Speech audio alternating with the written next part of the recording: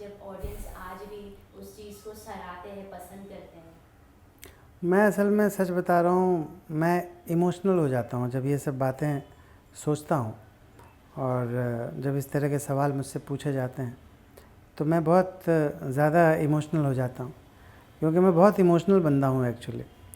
और मुझे पहली बार एहसास हुआ था कि मैं एक पॉपुलर स्टार बन गया हूँ जब मैं कानपुर गया था। और कानपुर में कुछ एक स्कूल में वो इवेंट था और वहाँ पे तकरीबन 2-3 हज़ार लोग थे। और बल्कि और ज़्यादा ही रहे होंगे, मुझे लगता है 4-5 हज़ार की भीड़ थी। और पूरा कानपुर जो है वो जाम हो गया था। मुझे पता ही नहीं था कि इस तरह के इवेंट्स भी हुआ करते हैं। मुझे पता ही नहीं था कि ऐसे लोग ऑर्गेनाइज़ करते हैं। वहाँ पे शायद मेरी होर्डिंग वगैरह भी लगा रखी थी उन्होंने कानपुर में। तो पूरे कानपुर में ट्रैफिक जाम था। और वहाँ पे पहली बार मुझे एहसास हुआ, उन लोगों ने ऐसा व्यवहार किया वहाँ की ऑडियंस ने जैसे कि मैं अमिताभ बच्चन हूँ, हाँ, या माइकल जैक्सन या शाहरुख खान हो, उस लेवल का। तो उसके बाद मैं घर आया और मैं 1 हफ्ते तक रोता रहा। मैंने कहा भगवान, ये आपने क्या दे दिया। एक मामूली सा बच्चा, एक गरीब बच्चा जिसके पास खाने के लिए पैसा नहीं था, उसको आपने ये क्या दे दिया। तो मैं आज भी ये सब सोचता हूँ तो बहुत इमोशनल हो जाता हूँ। और ये बहुत ही गज़ब की जर्नी है। एक ऐसी जर्नी है जो कि बहुत कम लोगों को नसीब होती है। और मैं अपने आप को बहुत भाग्यशाली समझता हूँ। माँ का आशीर्वाद है और मेरे पता नहीं कुछ शायद अच्छे कर्म किए होंगे मैंने, पता नहीं क्या है, नसीब है। लेकिन जो मुझे मिला है, जो ये जर्नी रही है, उसको एक्चुअली शब्दों में बयान करना मुश्किल है। मैं लंदन गया था तो वहाँ पे मुझे पिकैडली सर्कस में घेर लिया था लोगों ने। आपको मैं बताऊं कि जो प्रारब्ध होता है, यानी जो भाग्य होता है, वो बहुत कमाल करता है जीवन में। आपको मैं बताऊं, मैंने जीवन में कभी भी हवाई जहाज़ की यात्रा नहीं की थी। मैं प्लेन से कभी चला नहीं था। और क्योंकि हम आर्थिक रूप से संपन्न थे नहीं, आर्थिक कठिनाइयाँ बहुत ज़्यादा थी, खाने के पैसे नहीं रहते थे। तो मैं 7.5 पौने 8 साल की उम्र से किसानी से मैंने काम शुरू किया था। पिताजी के साथ धान उगाता था मैं खेत में। और 8-8 10-10 किलोमीटर धान का गट्ठर सर पे लाद के ले जाता था। 8 साल का बच्चा था उस समय में। तो बहुत संघर्ष देखा। और पहली बार जब प्लेन में बैठा मैं, तो प्लेन से सीधा सिंगापुर गया, विदेश यात्रा की सीधा मैंने। अब आप बताइए क्या ये कैसा भाग्य है कि कभी भी डोमेस्टिक किया ही नहीं, सीधा इंटरनेशनल फ़्लाइट पकड़ी मैंने। तो ऊपर वाला जो है वो कमाल के खेल खेलता है। और जितना हो सके उतना आप ऊपर वाले का थैंक यू बोलते रहिए। वही है सब कुछ। मैं बस उन्हीं को थैंक यू बोलता हूँ और लगातार अपने कर्म करता जाता हूँ, मेहनत करता जाता हूँ। ये जो जर्नी मेरे साथ जो हुई है, मुझे ऐसा लगता है कि अगर मुझसे कोई सवाल पूछे कि आप अगले जन्म में क्या बनना चाहेंगे, तो मैं बोलूँगा मैं फिर से सानंद वर्मा ही बनना चाहूँगा। क्योंकि मुझे जो मिला है, मुझे ऐसा महसूस होता है कि हर पल कोई अदृश्य शक्ति है जो मेरी उंगली पकड़ के मुझे आगे ले जा रही है, आगे ले जा रही है, आगे ले जा रही है। तो वो जो ईश्वर का साथ है, वो जो एहसास है, उसी एहसास के साथ मैं हमेशा जीना चाहूँगा। हर जन्म उसी एहसास के साथ मैं लेना चाहूँगा कि कोई ऐसी शक्ति है जो हम सबको चला रही है, और वो शक्ति मुझे हमेशा अपनी उपस्थिति का एहसास दिलाती है। और इस एहसास से बड़ा एहसास कुछ हो नहीं सकता। सर, हमने सुना है हंसाना आसान काम नहीं होता है जो आप करते हैं। ये मतलब शुरू से ही आपको कॉमेडी करना था, या इसकी शुरुआत कैसे हुई? अचानक आपको कॉमेडी में रुचि कहाँ से आई? ये actually over a period of time develop हुआ।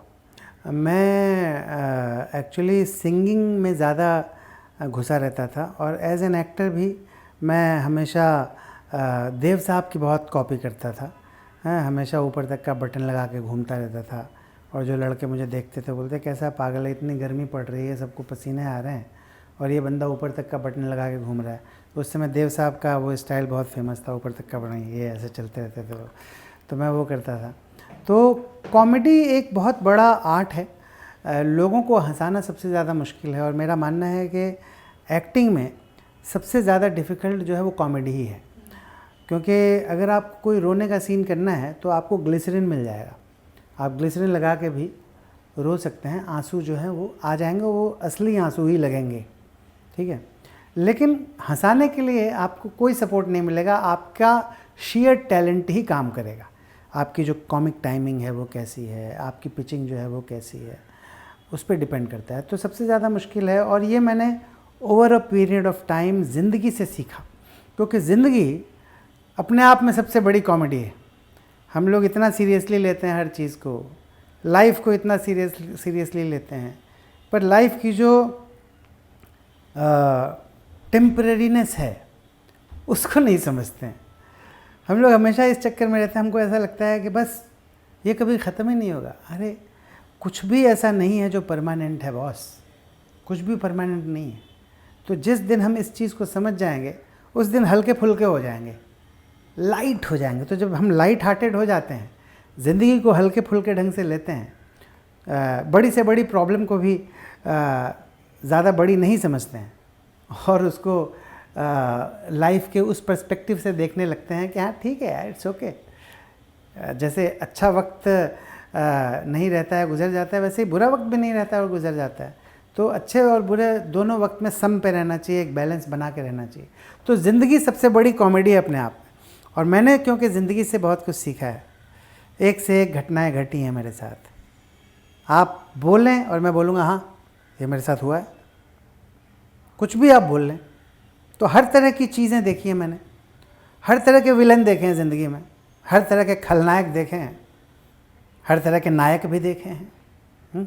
तो जीवन अपने आप में एक बहुत बड़ा हास्य रस है, और जिसने उस हास्य रस को समझ लिया, उस कॉमेडी को समझ लिया, वो अपने आप उसकी कॉमिक टाइमिंग जो है वो इम्प्रूव होने लगती है। तो धीरे धीरे सीखते सीखते ज़िंदगी से आज की डेट में भगवान की दया से कॉमिक टाइमिंग ठीक ठाक हो गई है मेरी। सर अभी आप विजय 69 में विलन का रोल कर रहे हैं, तो उसमें भी विलन के साथ कॉमेडी टच दिया है आपने?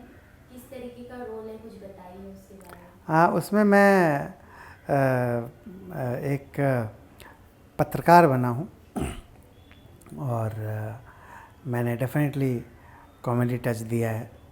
और कॉमेडी जो है वो बेसिकली सिचुएशनल है। हम ज़रूरी नहीं है कि कॉमेडी भी अलग अलग तरह की होती है। चार्ली चैपलिन की भी कॉमेडी है, स्लैपस्टिक कॉमेडी है, केले के छिलके पे फिसलना, वो सब, मुंह पे आटा गिरना, वो सब वो स्लैपस्टिक कॉमेडी है। और एक सिचुएशनल कॉमेडी होती है। तो विजय 69 में सिचुएशनल कॉमेडी है, और साथ में एक घटिया, एक बिका हुआ, एक जलील पत्रकार जो है वो कैसा हो सकता है और क्या क्या कर सकता है, प्रोपेगेंडा, वो उसमें दिखाया गया है। सर ओटीटी प्लेटफॉर्म्स भी है, काफ़ी स्कोप आ गया, इतने सारे डिफरेंट प्लेटफॉर्म्स आ गए, उसमें भी आपने काम किया है। कुछ ऐसे प्रोजेक्ट्स हैं जो अभी आपके आने वाले हैं, या कुछ अलग किरदार कॉमेडी से हटके? क्योंकि कॉमेडी के वन लाइनर्स आपके इतने फेमस होते हैं, लोग इतना पसंद करते हैं, कि और कोई दूसरे किरदार में आप अपने आप को साजना चाहते हैं? हाँ, जैसे कि ओटीटी पे एक तो विजय 69 है, इसके अलावा सुपर वुमन है, तिग्मांशु धूलिया जी के साथ ये फिल्म मैंने की है। सुपर वुमन में मेरा अगेन एक बहुत ही पॉजिटिव कैरेक्टर है, और उसमें मैं बेसिकली एक मैच मेकर बना हूँ। और ये रोल मैंने पहले भी किया था राजकुमार राव की एक फ़िल्म में, हम दो हमारे दो, उसमें भी किया था मैंने। उसमें शादी राम मेरा नाम था कैरेक्टर का। तो सुपर वुमन में बहुत ही अलग कैरेक्टर है, और इसके अंदर बहुत ही सीरियस है, और उसमें सिचुएशनल, उसमें भी फ़न एलिमेंट्स हैं काफ़ी सारे, तो वो है। उसके अलावा एक चक्कर घिन्नी नाम की फ़िल्म मैंने की है, जिसमें मैं एकदम हार्डकोर विलेन बना हूँ। गुप्त रोग विशेषज्ञ हूँ मैं, डॉक्टर हूँ उसमें। और उसी तरह मेरी माँ कर्मा जो 5 अप्रैल को रिलीज़ है, उसमें भी मैं विलेन बना हूँ। बहुत ही ख़तरनाक बुरा आदमी, एकदम ख़तरनाक डॉक्टर है ये भी। तो हर तरह के रोल भगवान की दया से मैं कर रहा हूँ, पर मेरी खुद की कोशिश ये रहती है कि अगर कोई किरदार मैं कर रहा हूँ, कोई सीन मैं कर रहा हूँ, तो कुछ सिचुएशंस ऐसी क्रिएट हों जिससे कि पब्लिक को एक एंटरटेनमेंट वैल्यू मिले, है ना। तो अब आप उसको कॉमेडी कह लें या कुछ भी कह लें, मुझे लगता है कि मैं बस एक एंटरटेनमेंट वैल्यू क्रिएट करता हूँ जब मैं स्क्रीन के ऊपर आता हूँ। तो मेरी कोशिश यही रहती है कि रोल चाहे कितना भी सीरियस हो, सिचुएशन चाहे कितना भी सीरियस हो।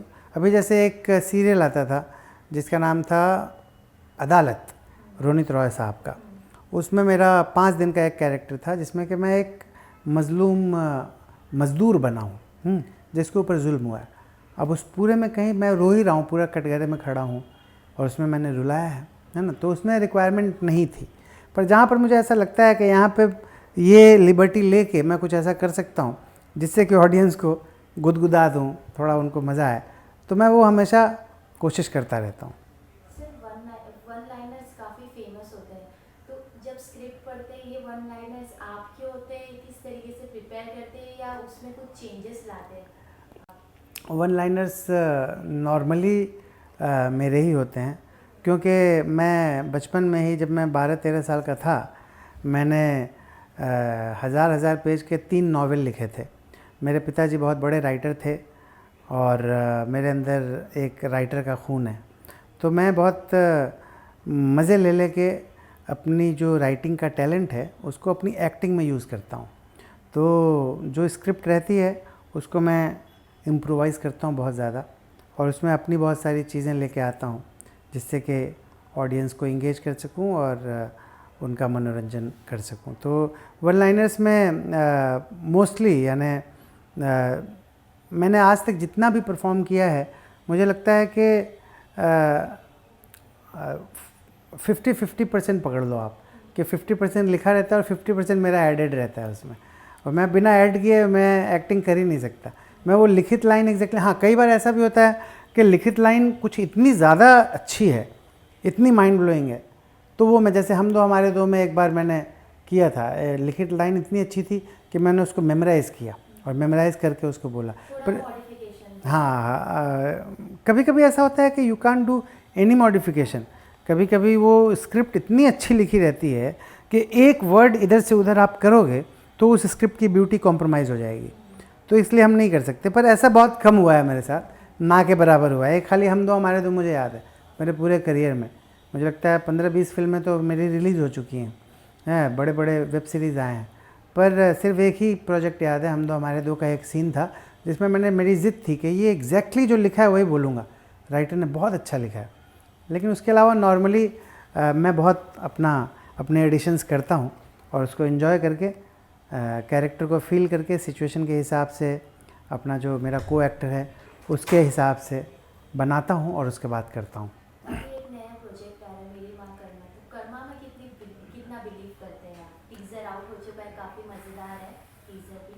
किस तरीके का ये स्टोरी होने वाला है, किस तरीके का स्टोरी लाइन, स्टोरी टेलिंग, किस तरीके के ऑडियंस को? बहुत बढ़िया है इसका, मृत्युंजय सिंह साहब ने डायरेक्ट किया है इसको, युवा डायरेक्टर है वो। और माता कर्मा का बहुत प्रताप है छत्तीसगढ़ साइड में। और आपको याद होगा बरसों पहले एक पिक्चर आई थी जय संतोषी माँ, जो कि बहुत बड़ी ब्लॉकबस्टर थी। उस फिल्म के बाद लाखों करोड़ों लोगों ने संतोषी माँ का व्रत रखना शुरू कर दिया था।